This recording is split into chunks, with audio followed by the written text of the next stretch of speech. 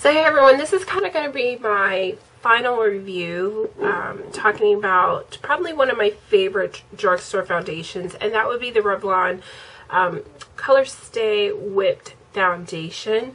If you guys have seen videos of mine in the past, I really do love the Revlon Color Stay line in general. I think it's a really great quality foundation for a reasonable price. So when I first heard about this product actually on YouTube, and I decided to just try it out because I really do love the Revlon Color Stay Whipped Color Stay Foundation. So I was like, okay, whipped, we'll try it. So if you guys have never tried this, what it is, obviously it's the Color Stay Foundation, but it's got a different consistency. It's in this like whipped form. So it looks like this, and I am in the color Caramel, which is number 340. So this matches my skin absolutely perfect. I would say that this foundation probably was more of my like fall and somewhat into winter. I'm getting a little lighter, but it matches the rest of my body, I think. It matches the rest of my body, so it pretty much works. Sometimes my face can be a little bit lighter than the rest of my body, but this foundation is amazing. Shocker, right? But it's a whipped formula, and it goes on like buttery smooth. It blends like a dream, which I love. I think if you are a person who struggles with blending in your foundation, regardless of what you blend with, that be a beauty blender or like a synthetic brush like this, it doesn't matter. This foundation is really going to blend into your skin and just be gorgeous and lovely. What I find that this foundation can be, it's as far as the coverage, you're going to get about medium coverage. If you want a little bit of a sheer foundation coverage, like say you're just running out to the door to the grocery store or running quick errands, but you just want to put your face on a little bit but not be like overdone.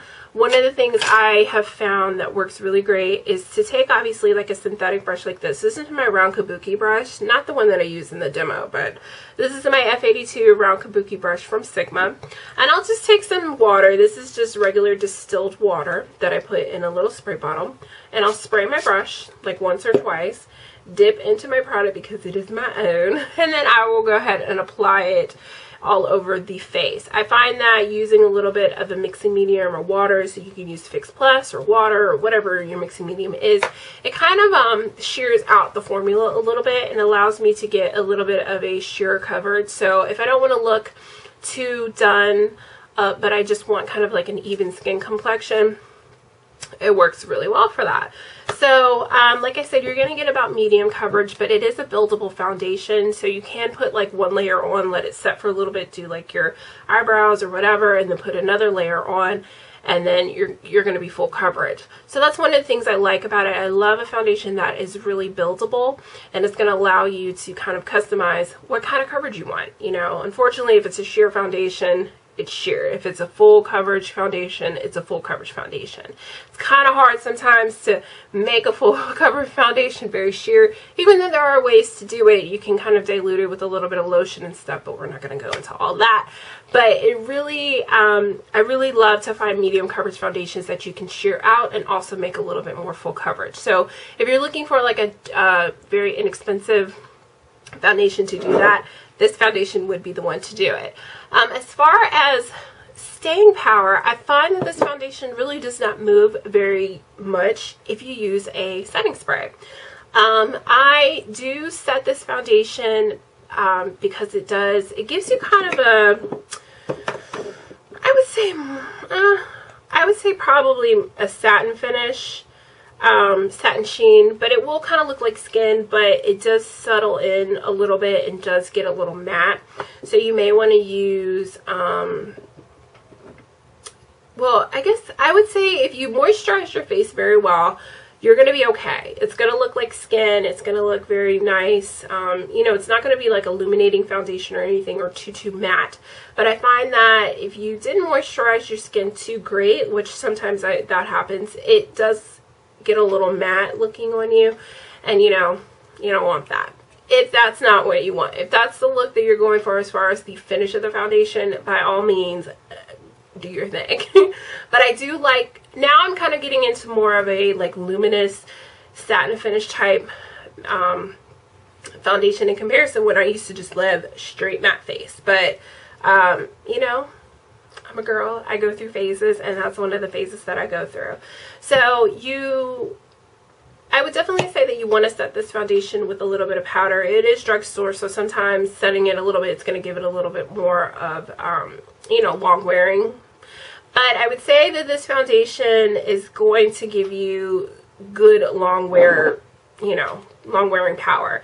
They claim that it is 24 hours. I wouldn't say you're going to get a full 24 hours. I'd say you're probably looking about 10 to maybe 12 hours foundation wearing, which is really good. I've worn this foundation to work and it's lasted. So I would definitely say this is a really good drugstore long wearing foundation, especially if you're going to an event and you need long wearing foundation, or if you have like a long day and you started with your foundation in the morning, it's definitely going to carry over into the evening hour. You may have to touch up obviously with powder, because if, you know, right in this T-zone area, stuff tends to break up, but it's pretty good. And I would say to really carry the makeup even longer, you definitely want to set your foundation with a setting spray. The setting spray that I love to use is the Urban Decay All Nighter Makeup Setting Spray. Yes, I love this foundation. A good portion of this product, as you can see, a lot of this has been used up. It comes up fairly high, and I still have a lot of product to go, and I've been using this for a few months now.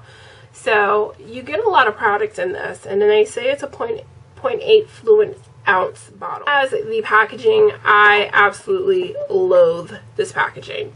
And the reason being is because it's big and bulky. It's glass, which is fine. You know, obviously most foundations are in glass packaging. But I had a problem with the cap. I don't know if you guys can see this, but my cap has cracked and I'm missing things here.